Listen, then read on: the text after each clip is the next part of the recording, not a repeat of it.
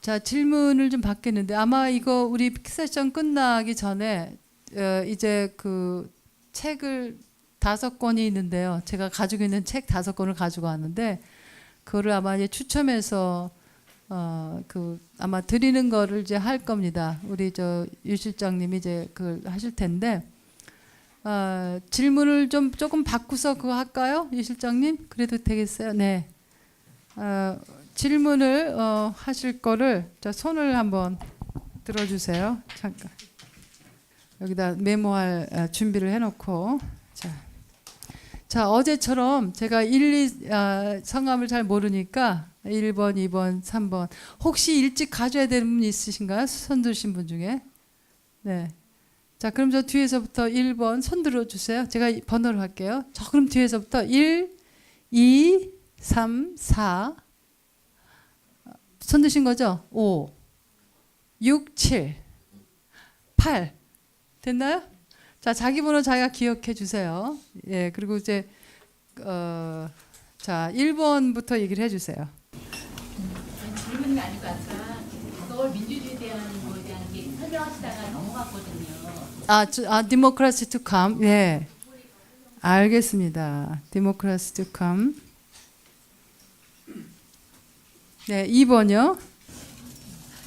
그 데리다가 정의는 해체가 불가능하다라고 했다고 하셨잖아요. 근데 그 의미가 뭐고, 그 다음에 그렇게 주장이든 그렇게 판단을 하게 된 그 근거가 뭔지, 그러니까 뭐 그걸 어떤 이제 우리 삶을 관찰해서 그렇게 결정을 하게 된 건지, 뭐 논리적으로 사유에서 이렇게 하게 된 건지, 그렇게 주장하게 이르게 된 그 과정이 어떤 과정을 거쳐서 이렇게 판단하게 된 건지, 다른 거는 다 해체해야 된다고 하는데 정의는 해체 불가능하다고 했을 때 네, 질문하겠습니다. 그거 빠르게 답변을 할게요. 자, 여기에서 이 해체는 정의이다라고 했고 또 가장 최후까지 해체할 수 없는 것이 있다면 그것은 바로 정의다. 정의는 해체 불가능하다. 자, 거기에서 얘기하는 정의는 바로 아까 지웠네요. 이 대문자 정의입니다. 사실은 justice to come이에요. 우리가 완전한 상태의 그 정의, 모든 것들이 이루어진 그 정의 자체는 최후까지 해체 불가능한 상태로 남아 있어요. 자, 이것은 뭐 어떤 과정을 거쳐서 어떤 주장에 의해서 그게 아니라 이 사람이 가지고 있는 정의, 아까 이제 대문자 정의, 소문자 정의를 얘기했는데 이 해체 불가능한 정의는 바로 이 대문자 정의입니다. 여기서 이 대문자 로도 마찬가지예요. 그러니까 그건 알겠는데요. 네. 그냥 그렇게 주장하면 되는 거냐 이거죠. 그러니까 아니죠. 그게 당위냐 그러면 그냥 그건 해체 그럼요. 불가능한 그거는 당위인 거지. 정의의 윤리, ethics of justice예요. 끊임없이 우리가 무조건적 정의, 이 정의의 무조건성의 차원, 그 차원을 여기다 남겨두는 거예요. 이거는 정의만이 아니라 그거는 환대도 그렇고 용서도 그렇습니다. 이거는 우리에게 남아있는 그 최후의 우리의 보루예요.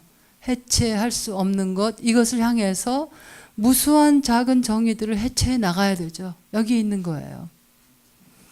자, 3번.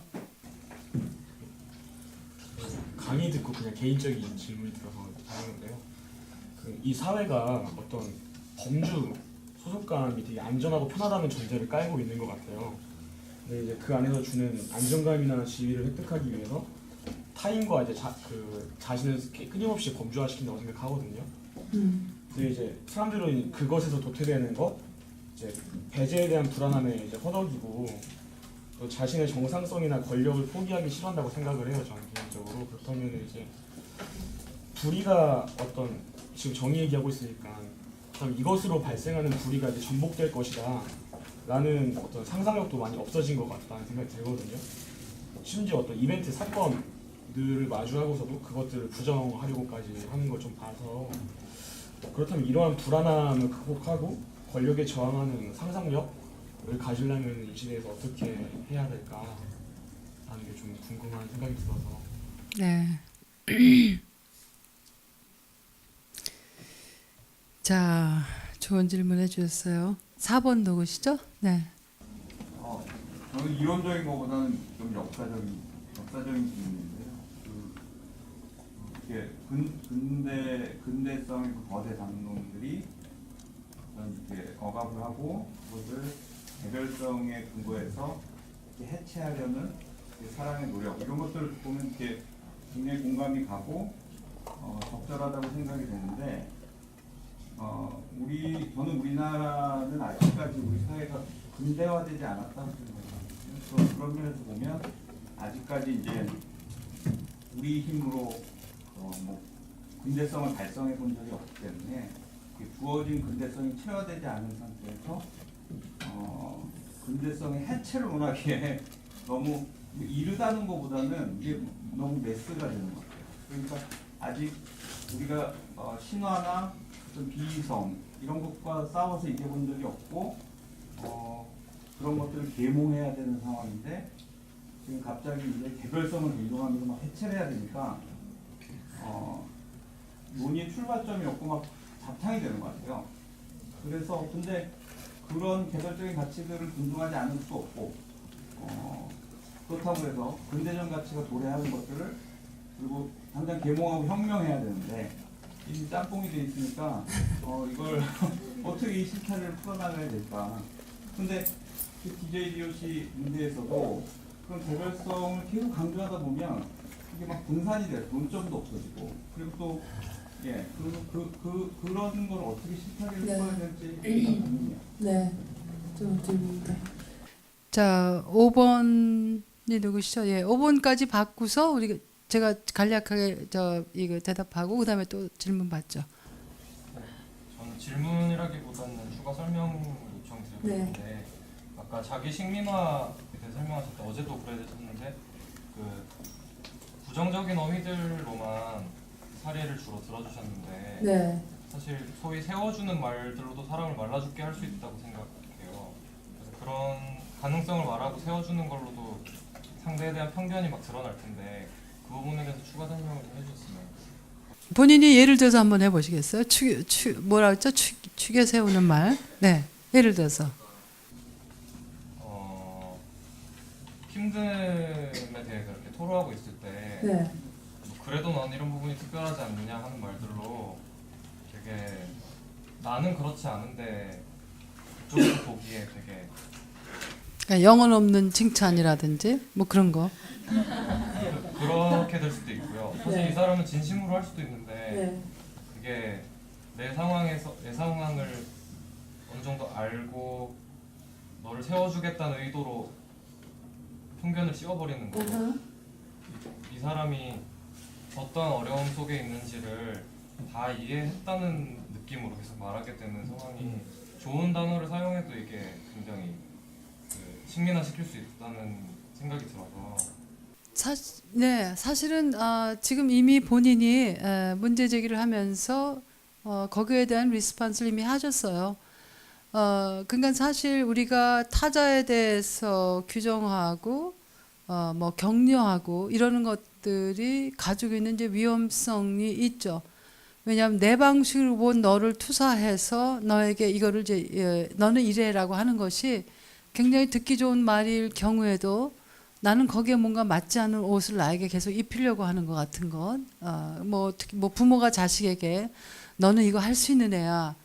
굉장히 격려하는데 사실은 그건 내가 하고 싶은 일도 아니고 내가 할 수 있는 일도 아닌데 그런 경우도 있고. 그러니까는 이런 내가 누군가를 규정하고 그것에 내가 개입하는 것에 대한 예민성을 길러야 되는 이유들은 바로 그런 겁니다. 그래서 이상화와 또 그 사람에 대한 배제하는 논리가 근거가 똑같이 근거들이 나와요. 예를 들어서 여성에 대한 이상화가 있죠. 여성은 가정의 꽃이다, 뭐 교회의 꽃이다, 직장의 꽃이다 이런 말들. 여성이 있으면 모든 게 다 행복해진다. 자, 이거 굉장히 듣기 좋은 말 같은데 동시에 그래서 여성에 대한 하나의 이미지는 역사 속에 두 가지밖에 없어요. 성녀든가 악녀든가.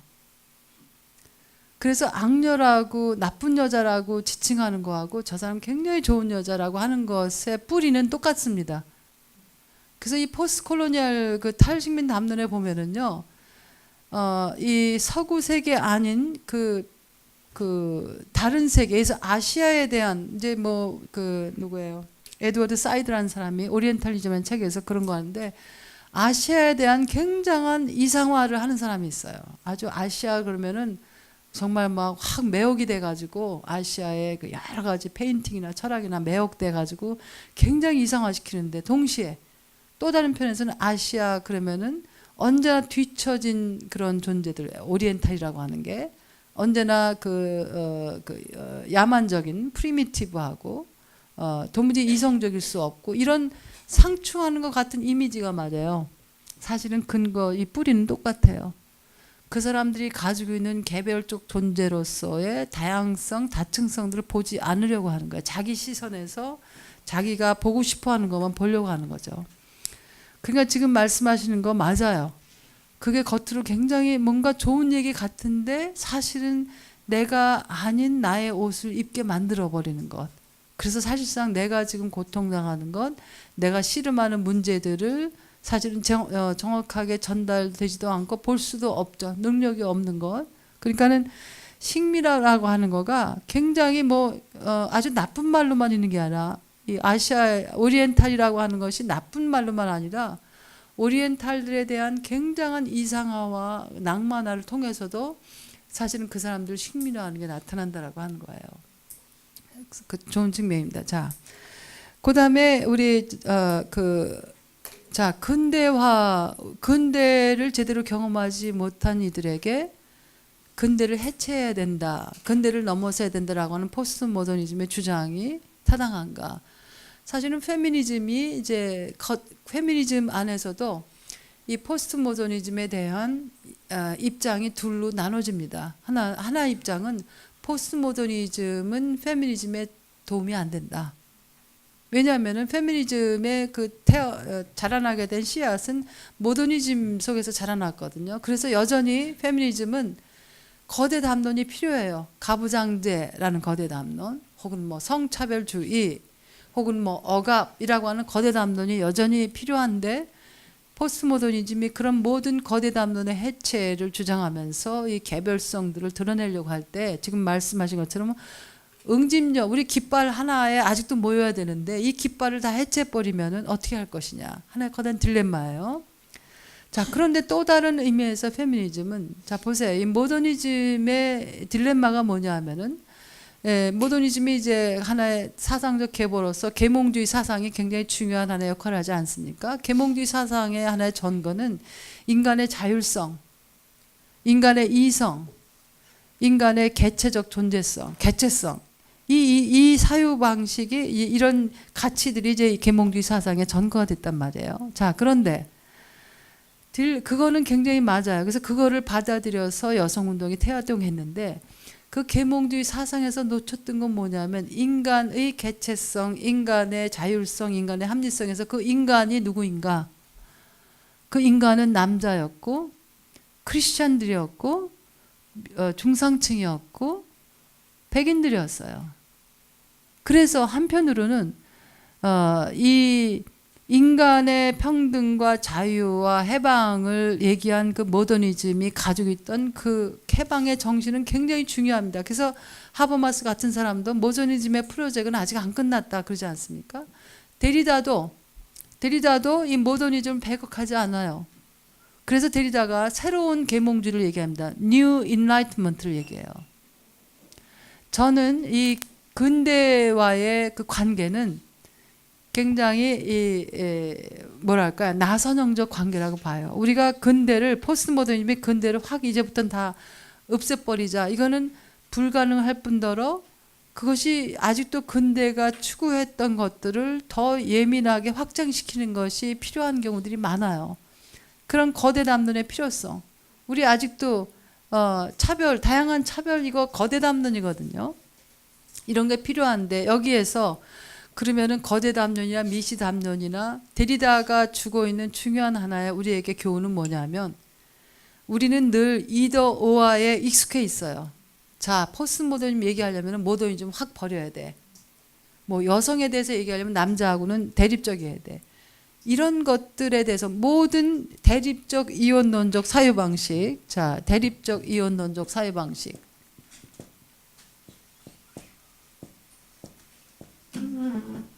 이것이 가지고 있는 폐해들을 예리하게 지적해내는 게 이제 데리다예요. 그래서 데리다는 지금 말씀하신 것처럼 자, 뭐 모더니즘이냐 포스트모더니즘이냐 이런 질문 자체의 문제를 제기하는 거예요. 그래서 우리는 어떤 경우는 깃발, 커다란 깃발도 필요하면서 동시에 그 커다란 깃발이 세세한 어떤 그 권리들을 배제시킬 때 그것에 대해서 다시 또 문제 제기를 해야 되고, 그래서 커다란 깃발로 모였다 작은 깃발로 흐트러졌다 이것을 그야말로 춤추듯이 왔다 갔다 해야 되는 거예요. 그러니까는 한국 사회는 굉장히 이제 그 특이한 사회인데 소위 전근대, 근대, 탈근대가 아주 뚜렷하게 공존하는 사회예요.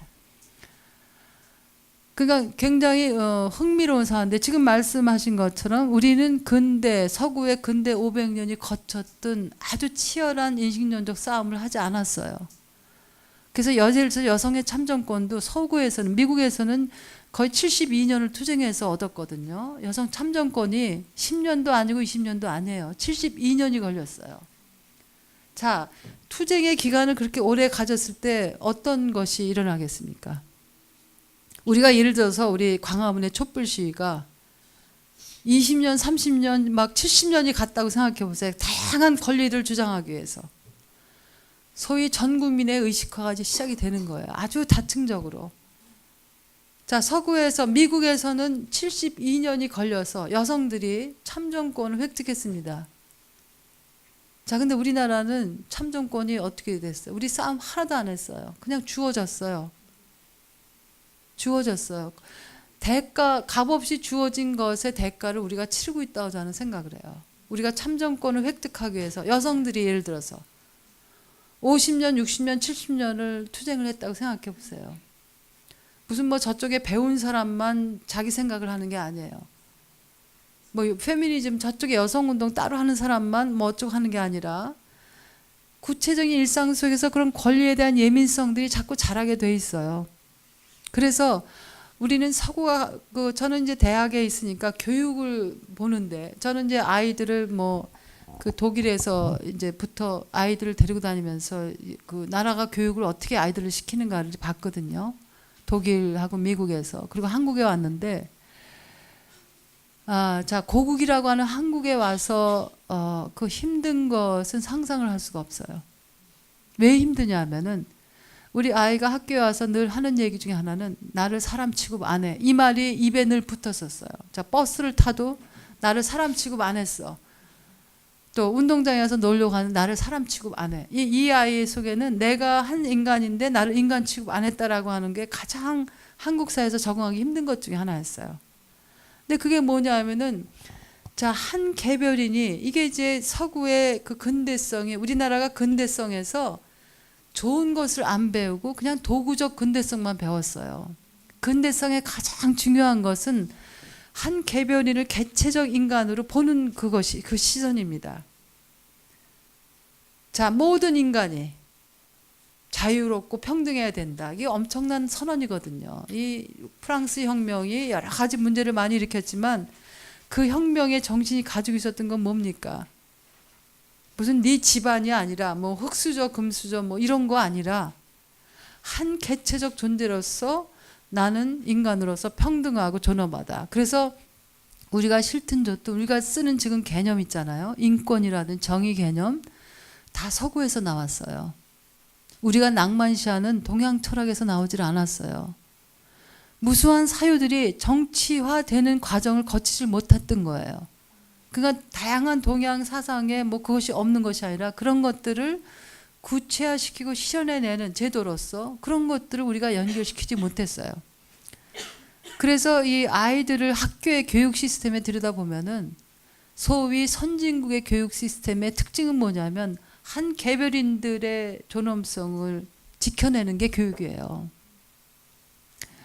근데 한국에 와서 제일 어려운 게, 자, 이 뭐 피부 색깔도 똑같고, 굉장히 편할 수 있는데 왜 제일 어려우냐면은 그것에 익숙한 아이들이, 작은 아이들이지만 나를 어디 가나 당당한 한 인간으로 보는 그 시선 속에서 베란간에 그냥 한 집단 속에서 매몰돼 가지고 나는 사라진 거예요. 그러니까 서구의 근대성을 우리가 제대로 배웠다면 우리 학교 공교육 제도가 이렇게 안 됐을 거예요. 여전히 사람을 사람 취급 안 하는 것들. 그래서 저는 이제 여기서 한국에서 아이들 학교 보내면서 학교하고도 사실 여러 가지 그 뭐 사건들이 많이 있었어요. 그래서 제가 그 미디어에 처음으로 기고한 거가 저희 아이가 중학교 1학년 때인데 청와대 옆에 청운중학교를 다녔거든요. 어느 학교 갔다 오더니 굉장히 통곡을 하더라고요. 그래서 왜 그러냐 봤더니 여기 머리를 뭉턱 잘렸는데 시험 기간인데, 근데 이 아이가 선생에게 이제 자기가 지금 시험 준비 기간이라서 다음에 잘리겠다 말을 했는데, 야 임마 이리 와 하더니 머리를 자르더니 그 다음에 손을 피라더니 손에다가 머리카락을 줬대요. 그러니까 이 아이는 머리 잘렸다라는 그 사실 자체보다도 그 과정 속에서 자기는 인간이 아니었다라고 하는 생각을 하는 거예요. 그러니까 이제 집에 와서 정말 왜 우리를 여길 데려왔느냐 하면서 이제 다시 돌아가자. 한국을 왜 데려다녔냐, 왜 한국을 떠났느냐, 차라리 떠나지 말지 하면서 이제 들었는데, 제가 그래서 학교에다 이제 연락을 했습니다. 학교에 담임선생님한테 왜 아이에게 이렇게 모욕감을 주는 행위를 선생이 하고 있느냐. 이 아이가 머리가 길면은 너 언제까지 머리를 좀 잘랐으면 좋겠다라고 하든지, 이 아이에게 이렇게 이제 모독감을 주느냐 어쩌고 저쩌고 했더니 뭐 그 외국에서 오래 사셔가지고 한국을 모르셔서 그런다. 그래서 이제 교장실에 전화를 했어요. 교장실에 전화했더니 똑같은 말을 하더라고요. 그래서 제가 뭘 했냐면은 그 신문에 투고를 했습니다. 아이의 인권 문제에 대해서 이러면서 투고를 했어요. 그래서 그 당시에 어떻게 내가 왜 조선일보 했는지 모르겠지만 조선일보에 실렸거든요. 그게 이제 외국에서 돌아온 지 얼마 안 됐는데, 그 이튿날 종로구 교육청하고 교장실에서 전화가 온 거예요. 그래서 이제 제가 그걸 계기로 해서 학교에 막 운영위원까지 되고 그랬었는데 그래서 제가 그래서 제 아이 이제 거기 그 담임 선생님 2학년 때 1학년 때 그런 사건이 있었고 2학년 때 올라가니까 전교조 했던 선생님이 담임 선생님인데 제가 유명해져 가지고 저한테 이제 학교 운영위원 해달라 그래서 그 선생님하고 아주 죽이 맞아 가지고 이런저런 개혁을 많이 하려고 애를 썼습니다. 그래서 적어도 교문 앞에서 그 훈육 주임이 머리 자르는 거는 없앴어요. 그러니까 교장 선생님한테 갔더니 그런 얘기를 하더라고요. 교장 선생님 방에 갔더니 그렇게 전화 걸어도 무관심하던 분이 완전히 이제 접대를 하면서 성경책이 있어요. 성경책이 교장실에. 근데 갔더니 하는 얘기가 우리 그 어머님께서는 외국 생활 오래 하셔서 한국 문화를 모르셔서 그러는데 뭐 어쩌고저쩌고 하시면서, 그래서 제가 한국 문화 따지면은 사실 유교 문화가 굉장히 중요하잖아요. 유교에서는 머리카락은 자기 부모도 못 자르는 거예요. 제가 이제 웃으면서 이런 얘기할 때 웃으면서 이제 그런 얘기를 했어요. 그래서 나는 내 생각은 내 자식을 보호하겠다. 뭐 머리를 왜 잘랐냐 이거 자체가 아니라 왜 그런 행위를 통해서 아이가 심한 모독감을 느끼도록 왜 선생님들이 했어야 됐는가. 그래서 이 아이가 왜 학교에 대해서 불신하게 하고 학교 다시 가고 싶지 않다는 생각을 하게 하는지 뭐 그렇게 이제 얘기를 하면서 그 교장 선생님이 이제 나중에 이런 제도가 이제 없애게 하겠다 나중에 또 연락하고 그래서 정말 그 머리 자르는 제도가 없어졌어요. 그 다음에 언제 다시 생겼는지 제가 그거 체크는 못했는데, 자, 그런 근대성이 가지고 있었던 개별성에 대한 그 인식들, 그게 가장 잘 들여다볼 수 있는 게 교육제도예요. 근데 한국의 교육제도는 아직도, 제가 대학에 있으니까 늘 교육에 제일 관심 많은데, 대학 문화도 이런 그 위계적 구조들, 왜 선배 후배를 왜 그렇게 따져야 돼요? 학생들끼리도. 자, 그래서 소개하는 거 보면은 자기를 그냥 소개하는 게 아니라 꼭 몇 학번입니다. 이런 거. 이거 한국만 이 세상 내가 돌아다니면서 봐도 그렇게 자기 소개하는 대학생들을 내가 만나본 적이 없어요. 왜 몇 학번이가 중요해요. 그러니까 몇 학년도 아니에요. 학번을 얘기해야 중간에 군대 갔다 와도 나는 학번이 너랑 달라. 그래서 이 선후배 저는 맨 처음에 공부 끝나고 와서 학생들이 소개하는데 몇 학번입니다. 그래서 소개하는 방식이 왜 몇 학번이 왜 필요한가? 난 그거 관심 없다. 그래서 제 과목에서 소개할 땐 제가 그런 거 별로 나 듣고 싶지 않다. 뭐 몇 학번인가? 그건 내가 왜 알아야 되지? 그랬는데 그런 사소한 것들에서 우리는 끊임없이 한 개별적 인간이 아니라 그런 위계 구조 속에 나를 집어넣어야 돼요. 자, 우리 질문하신 거랑 굉장히 맞먹어 들어가는데 우리는 안정감을 느껴야 되고 내 어떤 범주 속에 내가 가면은 이제 편안하죠. 거기서 소외되지 않으니까. 그 속에서 나를 지켜낸다라고 하는 건 뭘까? 끊임없는 저항들을 크고 작은 저항들을 할 수밖에 없어요. 할 수밖에 없어요. 크고 작은 저항들. 그래서 제가 뭐 칼럼 묶은 책의 제목이 정의를 위하여인데 그 안에 보면 4가지 종류의 저항이 얘기가 나오거든요.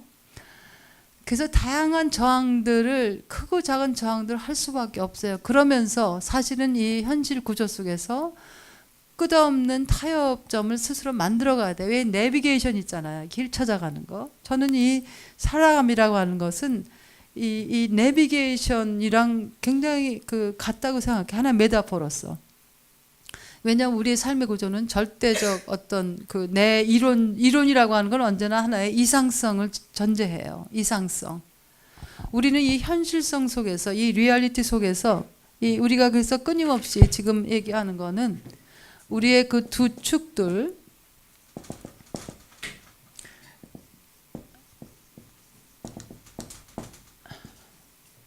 이 두 축 사이에서 우리는 존재하고 있어요. 그러니까는 우리가 이 이상성 안에서만 있으면은 우리 현실 속에서 살아갈 방법이 숨을 못 쉬어요. 이것을 기억하면서 끊임없이 이 안에서 여러분들 나름대로의 이 내비게이션 하는 거, 길 찾아가는 거. 그래서 사실은 삶의 지도는 자기가 그리는 겁니다. 제가 옛날에 영어로 쓴 글의 제목 중에 하나가 Journey Without Map이에요. 지도 없는 여정. 삶이라고 하는 건 사실은 누가 이렇게 지도를 딱 주면서 너 이렇게 살아. 그거가 맞아 떨어지는 삶은 없어요. 그래서 제가 뭐 저를 가끔 존경합니다. 뭐 스승이다. 뭐 이런 얘기하는 거 제가 늘 이렇게 거부하거든요. 저도 스승 하나도 아니에요. 저도 이렇게 좌충우돌하면서 지도를 나 나름대로 매번 그려가면서 살아갑니다. 이런저런 고민 마음속에 잔뜩 하면서 이런저런 딜레마 씨름하면서 어떤 때는 잘하기도 하다가 어떤 때는 못하기도 해요. 내비게이션은 잘 될 때도 있고 못 될 때도 있어요. 그러니까 무슨 누구를 스승이다, 뭐 사회 어른이다, 무슨 뭐 존경한다, 그런 거는 사실 제 철학에도 맞지도 않고 저는 그래서 누구를 무슨 굉장히 존경하고 뭐 스승이고 한때 제가 그런 우리 사회의 어른들 그런 거에 대해서 비판적인 글을 쓴 적도 있는데 그런 생각 자체가 왜 소위 선진국에서는 그런 생각 안 해요. 누구를 뭐 우리 사회의 어른이다 이런 개념 자체가 없는데 우리는 늘 왜 그런 것에 매달리고 있는가? 누구도 굉장한 스승이고 뭐 어른이고 그런 거 없어요.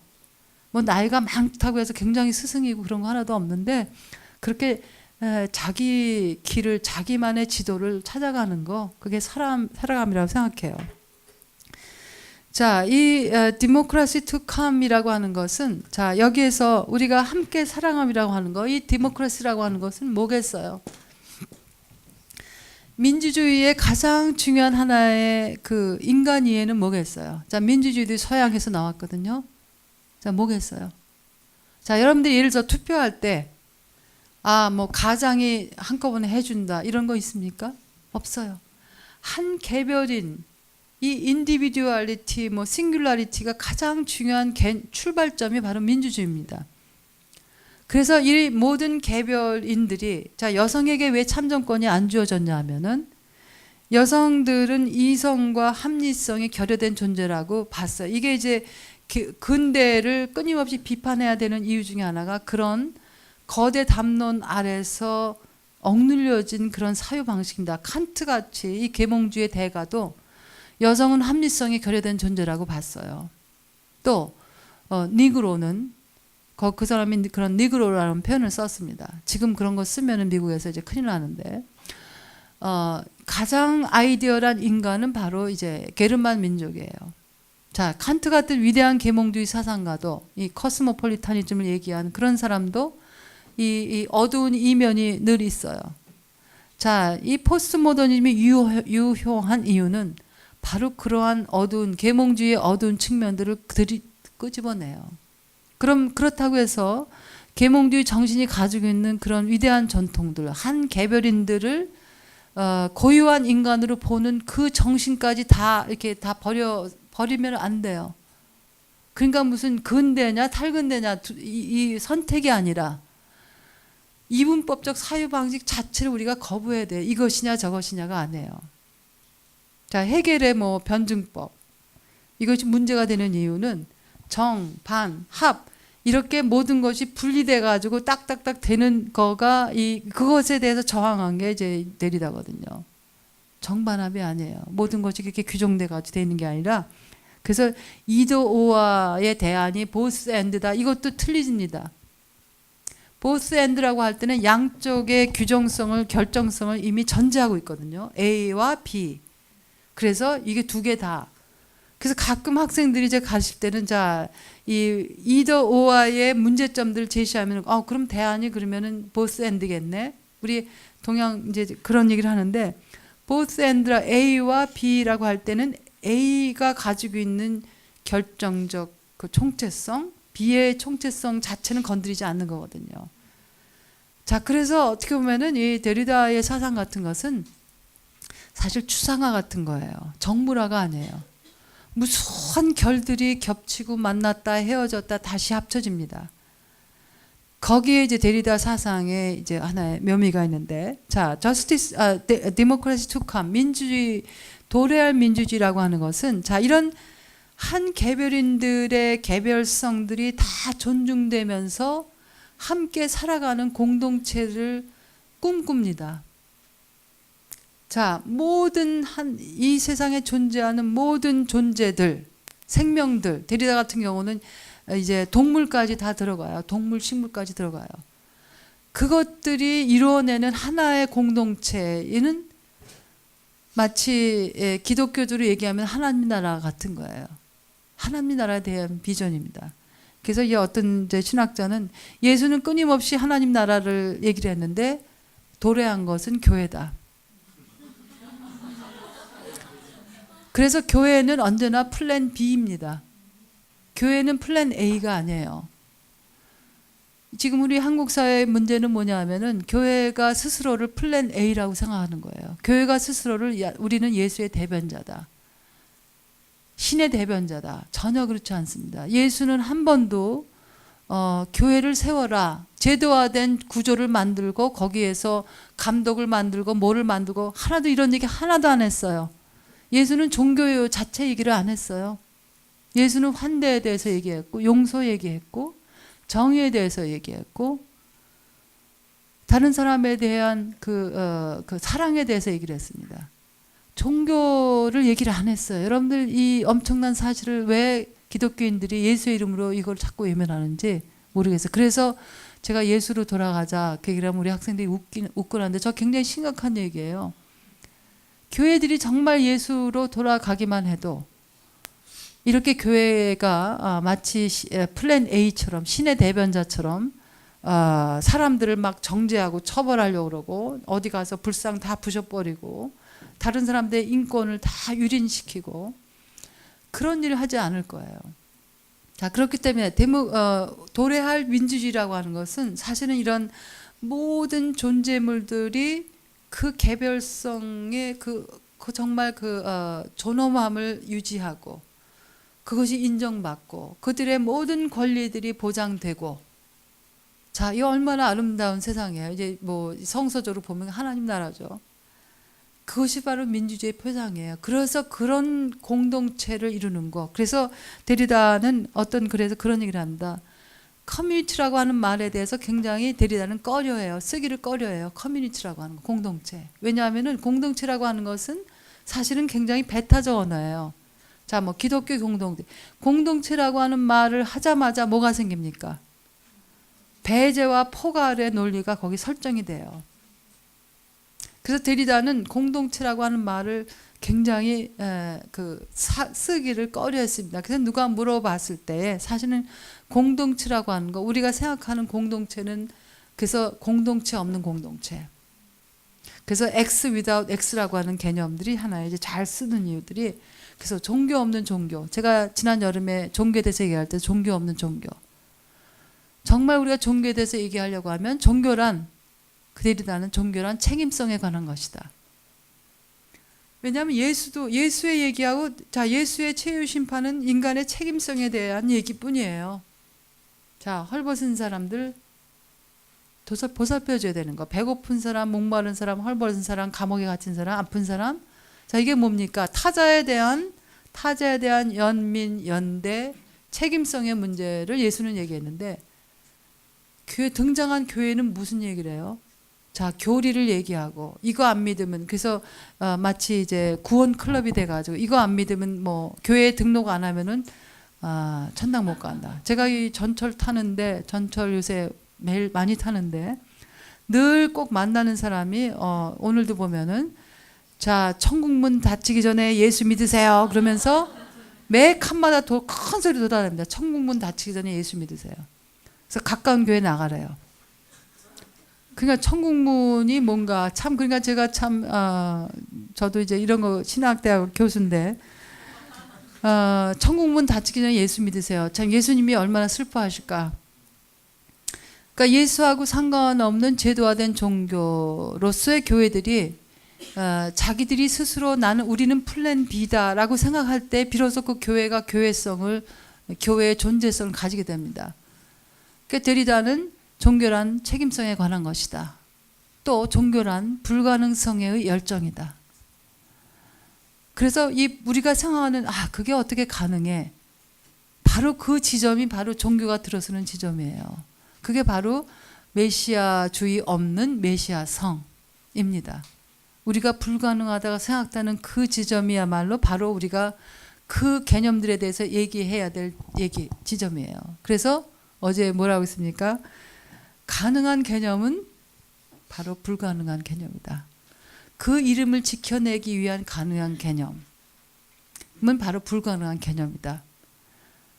그 정의도 마찬가지입니다. 우리가 정의에 대해서 얘기하는 것, 사실은 불가능한 정의에 대한 이 그것을 늘 기억하고 그것을 향해서 끊임없이 나아가는 것, 이게 바로 우리가 정의에 대한 얘기라고 생각합니다. 자, 벌써 10시 반이 됐는데요. 우리 질문을 아까 많이 있는데 어떻게 할까요? 저는 뭐 괜찮은데. 네? 그렇죠. 우리 추첨도 해야 되고 우리 아까 네 분 하신 분들은 손 들으신 분은 정말 죄송합니다만 여기 이제 뒷정리하고 가실 분도 생각해야 되고 4시간, 5시간 운전하고 가실 분도 생각해야 되고 그러니까 제가 뭐 11시, 12시까지 해도 저는 괜찮습니다. 좀 접어야 될 것 같아요. 그죠? 미안합니다. 질문들을 못 들어서.